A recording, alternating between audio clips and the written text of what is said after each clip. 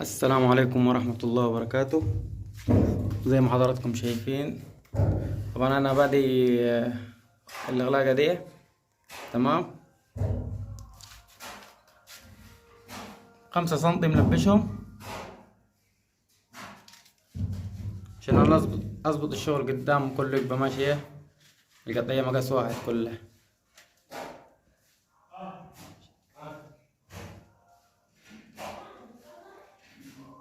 معانا على طول الشغل ده بيقابلنا زي الطريقة دي كده.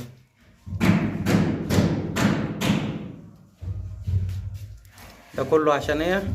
اللغلاقة دي كلها تقبيح مقاس واحد، متبقاش ايه حتة كبيرة وحتة صغيرة.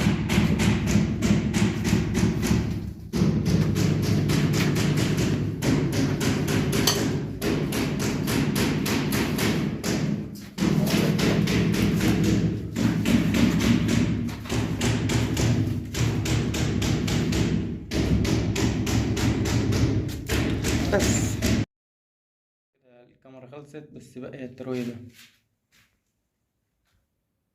كل الشغل الحام واحد مسلم بعضيه تحت وفوق، حاجة كده ما شاء الله. واستنونا في النهاية.